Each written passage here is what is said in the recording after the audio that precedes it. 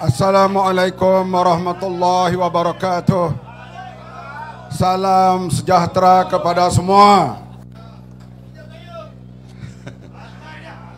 Datuk Seri Anwar Ibrahim, seluruh pimpinan Parti Keadilan Nasional dan juga Negeri Melaka, pimpinan DAP diketuai oleh Saudara Anthony Loke, Nasional dan juga Negeri Melaka, pimpinan amanah diketuai oleh Saudara Adli Zahari, peringkat nasional dan Negeri Melaka, seluruh para hadirin saudara-saudari yang dihormati sekalian.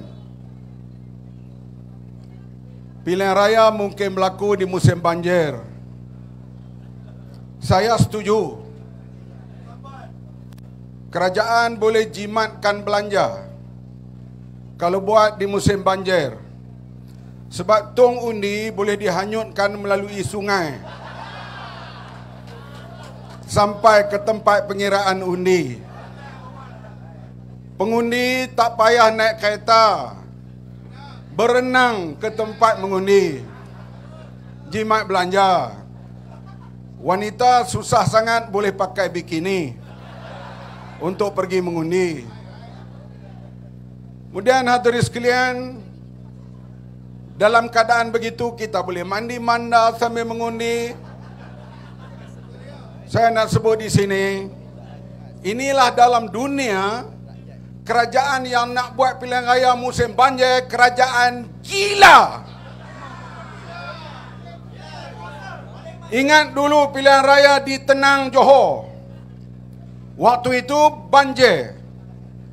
Bekas pengerusi SPR Tan Sri Aziz, saya jumpa dia minggu lepas dalam peresmian masjid di Kota Raja, di Putra Haid bersama Baginda Sultan Selangor. Kata bekas pengerusi SPR, satu dun kita buat pilihan raya dalam musim banjir amat sukar SPR hadapi. Bagaimana kalau pilihan raya berlaku banjir di seluruh Malaysia? Biar rakyat lemas, biar rakyat mampus, asalkan Zahid Hamidi hidup. Dia nak hadapi kes mahkamah, di mana kita masuk mahkamah, tahulah Datuk Seri Anwar Ibrahim pakar adalah mahkamah. Saya sikit-sikit. Bila sampai ke peringkat mahkamah kata ada prima facie, kita kena bela diri. Artinya setengah kaki dah masuk dalam jail. Sekarang Zahid Hamidi kena bela diri dalam kes Yayasan Budi. Bila kes itu dibicarakan, maka dia bimbang kalau didapati bersalah.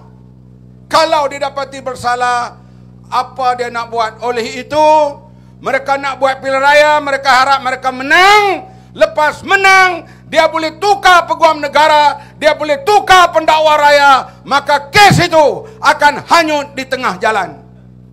Nak selamatkan seorang individu, rakyat biar mampus. Rakyat Malaysia tak akan bodoh.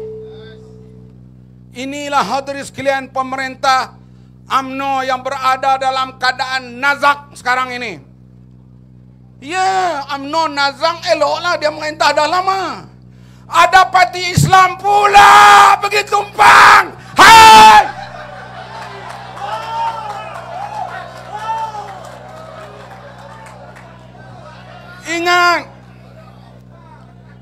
Ingat pesanan Tok Guru Ni Aziz.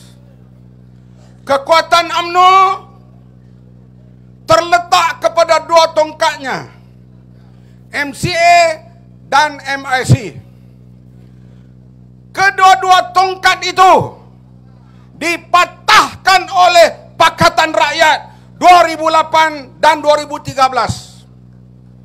MCA kalah teruk, MIC tinggal satu tapah, hidup segan mati tak mau. Dalam keadaan UMNO lemas itulah PAS pergi meletakkan bahunya untuk menyelamatkan UMNO. Sekarang Zahid Hamidi beritahu Bukan saya nak jumpa Ustaz Hadi. Ustaz Hadi lah yang terhege-hege datang jumpa saya untuk menyelamatkan UMNO. Artinya nak bekerja sama dengan UMNO, parti penyamun. Nasib baiklah kita dianugerah kemenangan 2018. Ya, pemerintahan kita bukan sempurna, tetapi sempatlah kita buat jawatan kuasa siasatan. Sempatlah buat aduan ataupun membawa kes ke mahkamah. Barulah kita tahu, rupanya selama ini diberitahu kepada kita, wang negara kita bocor lebih 60 bilion setahun. 60 bilion ini terlalu banyak. Kalau tak bocor, kita mengatasi Korea Selatan, kedudukan ekonomi negara kita. Kita ingat cerita bocor ni cerita main-main. Kita pembangkang cakaplah nak jatuhkan lawan. Rupanya bila buat siasatan didakwa di mahkamah, yang kita tahu selama ini rupanya sedikit, ianya lebih besar.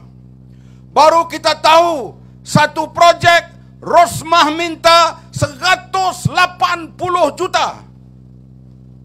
180 juta sama banyak dengan belanjawan negeri Perlis. Itu satu projek. Zunar, mana Zunar? Tolong angkat tangan. Kau buat satu lukisan bagaimana seorang wanita bawa 350 beg tangan. Bayangkan. Wanita, saya yang hadir wanita si keadilan ke DAP ke manah ke siapa pula, beg tangan ni jangan ada lah lebih 5-6 biji. Kalau sampai 300 itu wanita gila. Bagaimana nak? Tapi itu realiti bila diserbu beg tangan saja satu kontena. 180 juta diminta untuk satu projek. Dah berapa puluh projek yang lain tak disiasat. Itulah negara kita jadi seperti ini sekarang. Disiasat pula hal Najib. Kita tak banyak komen lah sekarang dia duduk dalam. Tapi kita ucap tahniah, inilah pasangan Romeo and Juliet. Abang pergi, Adinda ikut serta.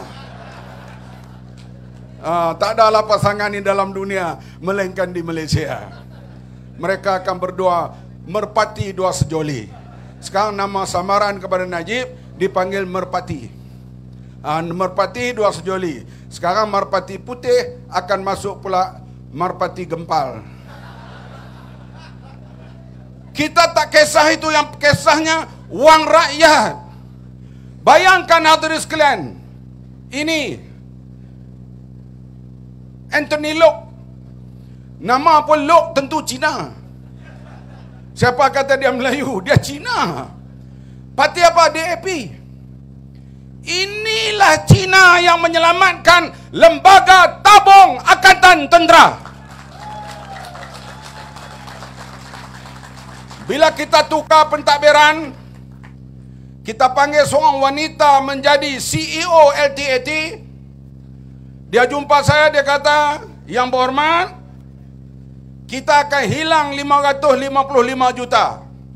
Sebab syarikat AES itu syarikat yang tak berwibawa langsung.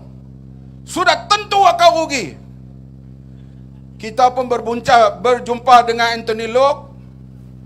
Anthony Loke, bolehkah kementerian bayar balik 555 juta kepada Lembaga Tabung Angkatan Tentera? Anthony Loke kata, ini tentera ya, bukan individu, ni orang ramai ya. Ya, maka dia kata kita runding. Kami nak minta lebih lah sikit daripada 555 juta. Minta untung. Dia kata mana ada untung. Maka Lembaga Tabung Angkatan Tentera 555 juta, Kementerian Pengangkutan sudi membayar balik kepada Lembaga Tabung Angkatan Tentera. Kalau tidak, Lembaga Tabung Angkatan Tentera yang dianggotai oleh 90% orang Melayu lingkup tabung mereka. Siapa menyelamatkan? Tuh, Cina tu. Di luar ni, oh Cina DAP nak musnahkan Melayu. Inilah isu yang dimainkan. Saya harap pilihan akan datang, isu DAP, hina Islam, lawan raja, tolak perlembagaan. Kita tolak parti, Perikatan Nasional dan Barisan Nasional. Boleh semua? Bila kita merintah, kita bolehlah tubuh jawatan kuasa siasatan. Bila kita siasat, yang diketuai oleh Tan Sri Amrin buang, siasat Kementerian Pertahanan dulu, sebelum kementerian lain. Bila siasat-siasat, Masya Allah, na'udzubillah, kita harap Malaysia aman, jangan ada negara lain menceroboh. Karena saya sebagai bekas menteri tak boleh bercakap banyak hal ini. Bayangkan kapal pesisir pantai kita patut siap 2019, sampai sekarang sebiji pun tak siap lagi. 6 bilion habis, 6 bilion, 6 bilion, 6 bilion. Bukan sikit. Melaka belanja dia setahun berapa? 500 juta. Kalau 6 bilion ni 12 tahun perbelanjaan Melaka. 12 tahun. Jini dah jadi umur dekat 80, belanja ni tak habis lagi. 6 bilion. Dan nak siap tambah lagi 3 bilion. Belum tentu 2026 akan siap, tambah lagi nanti. Oh, Isyamuddin Hussein On kata jangan marah. Perbelanjaan Kementerian Pertahanan tinggi. Kita bukan marah kerana tinggi. Kementerian Pertahanan perbelanjaannya tak cukup, kena tambah lagi. Yang kita marah, kamu curi, bocor, rasuah. Ini yang kita marah. Betul ke tak? Sekarang kita pergilah mana-mana tempat. Balai polis kampung, balai polis bandar, rumah tentera, sekolah-sekolah, semuanya tak cukup. Paip bocor, jalan berlubang, balai polis buruk. Pakai taip zaman P. Ramlee pun ada lagi di balai polis. Bila nak minta belanja, tak ada duit. Mana pergi? Bocor 60 bilion. Kenapa orang Islam tidak sensitif hal rasuah? Oh, ada pula kata orang Islam dia jahat macam mana pun dia ada pintu taubat akhirnya. Orang bukan Islam, dia baik macam mana pun dia tak ada pintu taubat. Oleh itu kita adalah menyokong orang Islam. Dulu dia hantam DAP. Hantam, tapi kita tengok di Tanjung Perai.